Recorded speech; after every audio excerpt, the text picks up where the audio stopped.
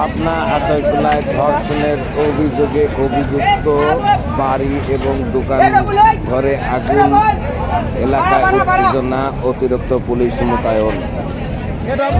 আতাইকুলা আরিয়াডাঙ্গিতে এক দোকানে একজন নারীকে আটক রেখে ধর্ষণের চেষ্টাকে কেন্দ্র করে স্থানীয় এলাকাবাসী ওই দোকান এবং বাড়িতে অগ্নিসংযোগ করে, ফলে সাধারণ জনগণের মধ্যে আতঙ্ক সৃষ্টি হয় এবং এলাকার জনগণ সব মিলে ঘর বাড়ি পড়ে। পুলিশের কোনো ভূমিকা ছিল না এখানে? পুলিশ প্রশাসন জানান নিরাপত্তা ছিল, কারণ পুলিশ জানে যে অনেক রয়েছেন।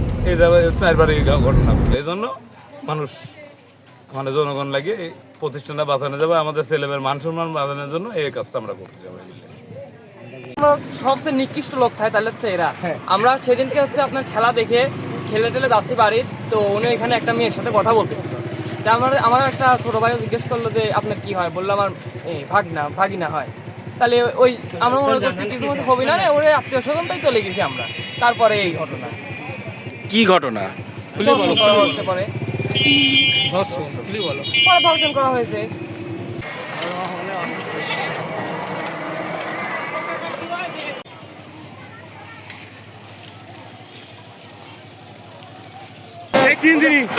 ওকে ধরে রুমের ভিতরে নিয়ে রেপ করছে। রেপ করার পরে আমরা সবাই কাটা দেখার পরে আজকে এটা হচ্ছে।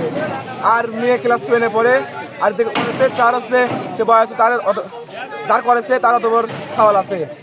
তাই গত বৃহস্পতিবারে আমাদের স্কুলে একটা ক্রিকেট খেলার আয়োজন করা হয়েছিল। ক্রিকেট খেলা শেষে আমাদের ছোট আপুরা, আমাদের সমবয়সী যত আমাদের ক্লাসমেট আছে সব মেয়েরা চলে যাচ্ছিল, ছোট আপুরা চলে যাচ্ছিল এই দিকে।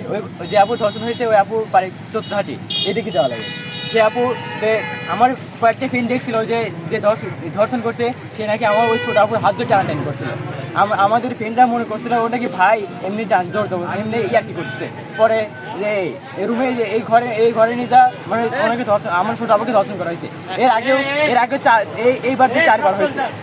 আমাদের স্কুল কর্তৃপক্ষ কিংবা কর্তৃপক্ষ কোনো এর সমাধান করে। আমরা চাচ্ছি যে আমরা আইনের মাধ্যমে সাধারণ জনগণের মাধ্যমে ওনার একবারে মৃত্যুদণ্ড চাই। ওনার বেঁচে থাকার কোনো অধিকার আছে বলে আমরা মনে করি না। আমার কাছে তুই দেবো।